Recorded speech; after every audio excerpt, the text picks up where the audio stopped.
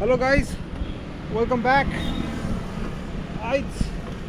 So आज चाहिँ मोटरसाइकलमा हैन साइकलबाट चाहिँ भिडियो सुरु गरिरहेको छु हैन। सो अहिले चाहिँ म करेन्टली लेक साइडबाट तपाईको चाहिँ अब सिजाना चोक जाने बाटोमा छु। You can see this is my bike. बहुत डर लाग्दो रहेछ यार हैन, धेरैमा साइकल चलाएको हैन। A few moments later. Alright guys, अहिले चाहिँ म मेरो बाइकमा चाहिँ पेट्रोल हाल्न आएको भन्न मिलेन हैन। साइकलको चाहिँ भौ न, अब साइकलले चाहिँ पेट्रोल खाँदैन, तर अब भौ न अब हाम्रो ज्यानबाट चाहिँ पेट्रोल निकालिदिन्छ भन्ने आशा, पसिना निकालिदिन्छ है। सो म चाहिँ अब लेक साइड चाहिँ अब ओहोरदोहोर गइरहेको छु। सो अहिले चाहिँ म सिजाना चोक पुगेको थिएँ। फेरि अब हाम्रो माइकल दाई अनि हाम्रो प्रेम दाईहरू चाहिँ अब स्क्वायर क्याफेमा चाहिँ भेट्नु भयो रहेछ अनि मलाई नि बोलाउनु भएछ। सो म पनि त्यहाँ जाँदैछु। त्यो चाहिँ अलिक घाममा हल्का पसिना आइरहेको छ है। त्योबाट अब युज हुन छ, किनभने चाहिँ हल्का साइकललाई स्टामिना बढाउनु पऱ्यो नि त। जस्तै बाइकमा पुरो भयो जस्तो अब साइकलमा पनि बिस्तारै एउटा भनौँ एउटा पर्फेक्सन गेन गर्नु पऱ्यो हिसाबले हो।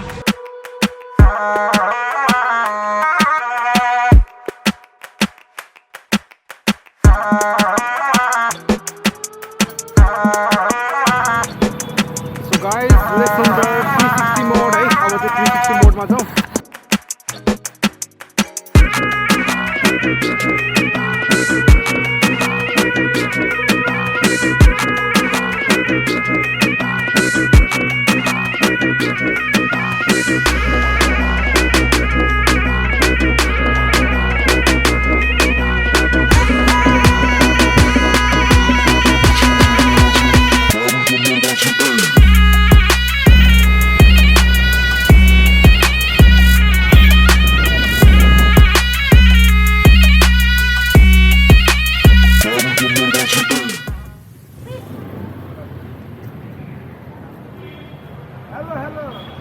Alright guys, अहिले चाहिँ म square cafe पुगिसकेँ।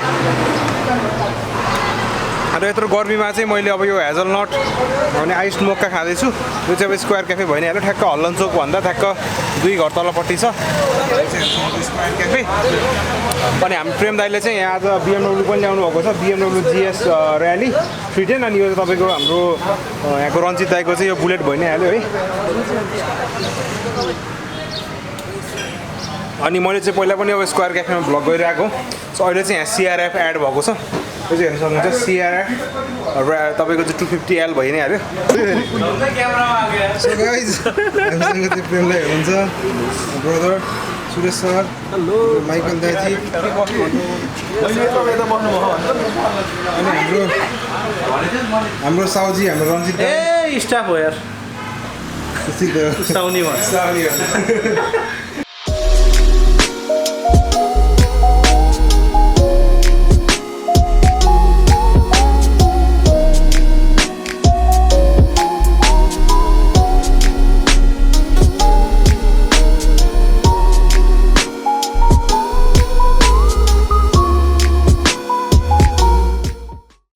Alright guys, time to leave square cafe. र यहाँ चाहिँ एकदमै रमाइलो कुराकानी गरियो र हामीसँग चाहिँ एमरी सर पनि जोइन हुनुभएको छ। फेरि भेटियो केटा भन्नु क्या, फेरि भेटियो होइन। चलो अनि अब हाम्रो सरले चाहिँ एकछिन यो मेरो भन्नाले केही दिनको लागि यो मेरो साइकल चाहिँ चलाउनुहुन्छ अरे भने एकछिन। अनि त्यही नै छ। ल अब चाहिँ निस्क्यौँ है। अनि तपाईँ पनि अब लेक साइड एरियामा आउनुभएको छ भने चाहिँ स्क्वायर क्याफेमा आउनु होला, तपाईँ टक्क खाइदिनु होला है।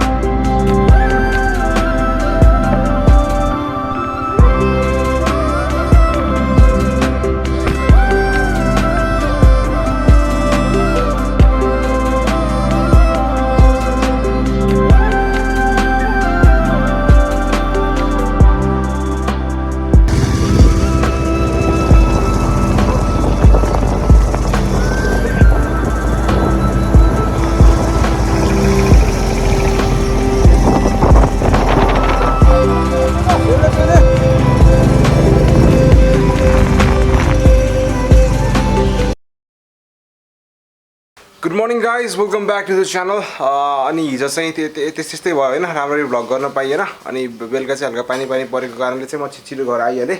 सो अब चाहिँ म साइक्लिङको लागि निस्किँदैछु। हेर्न सक्नुहुन्छ मेरो साइकल चाहिँ यता अलरेडी भइसकेको छ होइन, अलरेडी मेरो साइकल। सो यो चाहिँ तपाईँको क्रस कन्ट्री टाइपको साइकल हो, युनाइटेडको है। यसको बारेमा पनि म यसको फिचर्सहरूको बारेमा अनि यसको प्राइसिङहरू के कस्तो होइन त्यसको बारेमा पनि म कुरा गर्नेछु। त्यही नै छ भने धेरैजनाले चाहिँ मेरो हेयर ट्रान्सप्लान्ट के कस्तो भइरहेको छ होइन त्यसको बारेमा अपडेट दिनु, अनि चाहिँ हेयर ट्रान्सप्लान्टको प्राइस कति पर्छ नेपालमा, के हो कसो त्यसको बारेमा डिटेल भिडियो बनाउनु भनेर चाहिँ रिक्वेस्ट गरिराख्नु भएको थियो होइन। सो मेरो चाहिँ अनि अब मैले भन्दा पनि अब एकजना डक्टरले वा अब भनौँ यो हेयरको एक्सपर्टले चाहिँ भन्दाखेरि चाहिँ राम्रो हुन्छ होला होइन के कसो भनेर है। अनि मेरो चाहिँ अब हप्ता 10 दिनमा चाहिँ मेरो एकचोटि ट्रिटमेन्ट गर्नुपर्ने हुन्छ है। हेयर ट्रान्सप्लान्ट गरेपछि चाहिँ महिनामा 3 चोटि ट्रिटमेन्ट गर्नुपर्ने हुन्छ। अनि त्यो ट्रिटमेन्ट गर्न जाने बेलामा चाहिँ म चाहिँ डक्टरलाई रिक्वेस्ट गरेर चाहिँ एउटा हामी सेपरेट म र डक्टर मिलेर चाहिँ एउटा डिटेल एउटा चाहिँ भाउन भिडियो बनाउनेछौँ तपाईँहरूको लागि। So stay tune for that. So अहिलेको लागि चाहिँ अब साइकलमा चढिहालौँ होइन। अनि big thanks to Pokhara mountain bike adventures, उहाँहरूले चाहिँ मलाई यो साइकल प्रोभाइड गरिदिनु भएको छ होइन। सो गाइज अब म चाहिँ सर्ट साइकल राइडमा जानु लाग्यो है। अनि यही नजिकै मेरो घर नजिकै हो आजको ट्रेल भनेको चाहिँ। म चाहिँ हल्का तपाईँको चाहिँ डाउन हिल हुन्छ अनि अप हिल पनि हुन्छ है, अनि सर्ट राइड हुन्छ। अनि सर्ट राइड सकेपछि चाहिँ म तपाईँलाई साइकलको बारेमा केही कुराहरू भन्ने छु।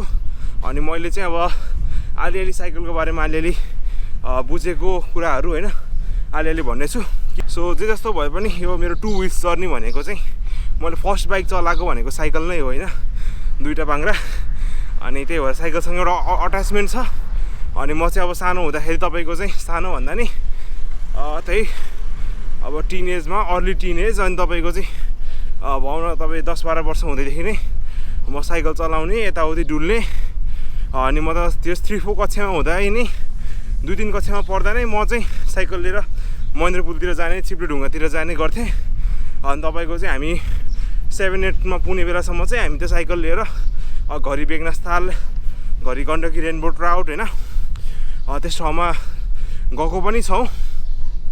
अनि कुनै कुनै ठाउँमा चाहिँ साह्रै उकालो भयो, पेडल हान्न नसकेर गाडीमा पनि लोड गरेर ल्याइरहेको छौँ होइन। त्यस्तो अब एक्सपिरियन्सहरू छ। अनि जति राम्ररी तपाईँले साइकललाई कन्ट्रोलिङ गर्न सक्नुभयो त्यति राम्ररी तपाईँले चाहिँ बाइक वा कुनै पनि तपाईँले चाहिँ अब 2 व्हिलर मोटरसाइकलहरू चाहिँ तपाईँले चलाउन सक्नुहुन्छ। सो अहिले चाहिँ हामी यता मणिपाल हस्पिटल नजिक आइसकेका छौँ।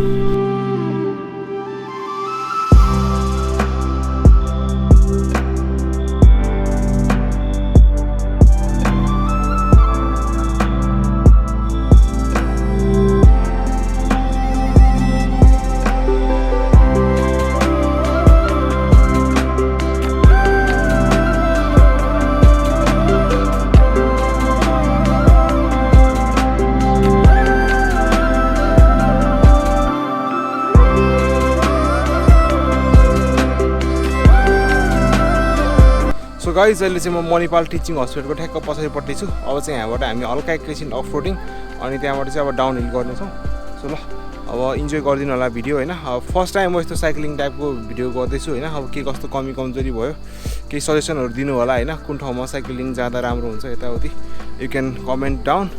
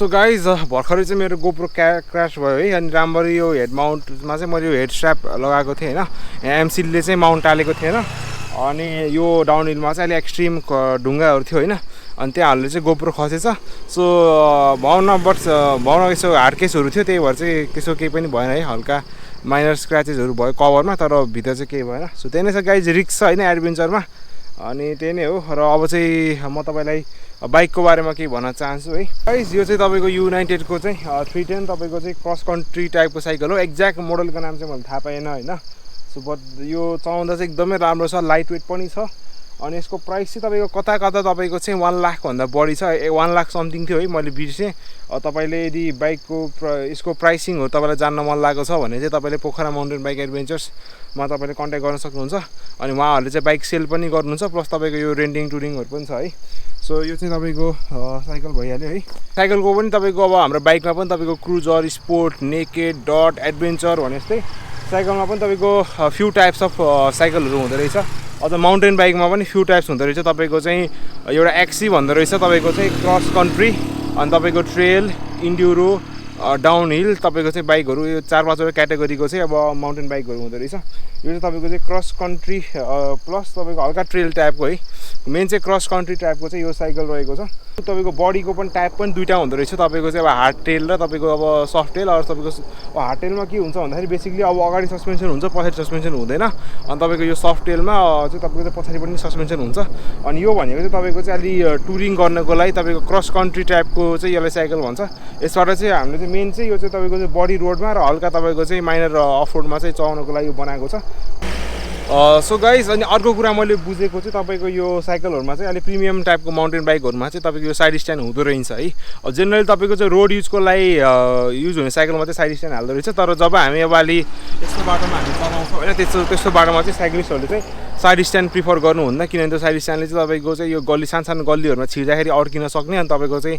ढुङ्गाहरूसँग ठोक्किन सक्ने भाँचिन सक्ने भएको कारणले चाहिँ साइड स्ट्यान्ड चाहिँ हुँदो रहेछ त्यही भएर मैले ढुङ्गामा अडेर छु है अनि तपाईँको अलिक प्रिमियम खाले डट बाइकमा चाहिँ तपाईँको सस्पेन्सन लकआउट गर्न मिल्छ होइन सो सस्पेन्सन लक भनेको के हो भन्दाखेरि चाहिँ अब हामीले अब सस्पेन्सनलाई चाहिँ अब भनौँ न सस्पेन्सनको प्लेलाई चाहिँ हामीले बन्द गरिदिन्छौँ कि होइन सस्पेन्सनलाई चाहिँ हामीले लक गरिदिन्छौँ अनि सस्पेन्सन खेल्दैन सो गाइज सस्पेन्सन लकआउटको फाइदा के हो भन्दाखेरि चाहिँ अब हामीले जब रोडमा चलाउँछौँ नि त्यति बेला चाहिँ हामीले सस्पेन्सन लक गर्न मिल्छ अनि के हुन्छ भन्दाखेरि चाहिँ अब हामीले चाहिँ यो बाइकमा चाहिँ हामीले यतिकै बटारेर हामीले चलाइरहेको हुन्छ तर साइकलमा चाहिँ हामीले पेडल गर्नुपर्ने हुन्छ फोर्स लाउनु पर्ने हुन्छ अनि त्यसले गर्दा के हुन्छ भन्दाखेरि चाहिँ अब घरिघरि अब उभिएर पनि चलाउनु पर्ने हुन्छ अनि अगाडिको सस्पेन्सन तपाईँको चाहिँ खेलै गर्छ कि अनि त्यसले गर्दाखेरि चाहिँ अब हाम्रो इफिसियन्सी कम हुन्छ होइन अब हामीले चाहिँ राम्ररी हाम्रो स्मुथली हामी चाहिँ हाम्रो साइकल चाहिँ गुड्न पाउँदैन है त्यही भएर चाहिँ हामीले अब सिधा बाटोमा यस्तो बाटोमा चलाउँदाखेरि चाहिँ अब हामीले सस्पेन्सन लक गरेर चलाउन सक्छौँ र यस्तो बाटोमा चलाउँदाखेरि चाहिँ अब हामीले सस्पेन्सनलाई चाहिँ अब भनौँ न अब अनलक गरेर चाहिँ हामीले चलाउन सक्छौँ होइन त्यो पनि एउटा फाइदा रह्यो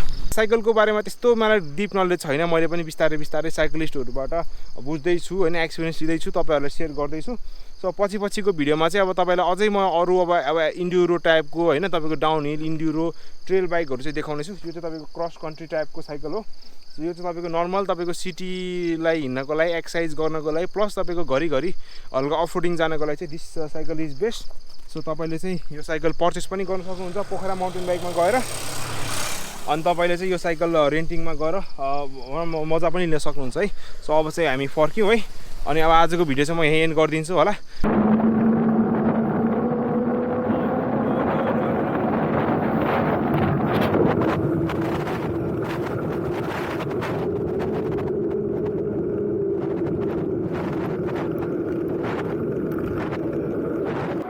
Three, 2, 1, go!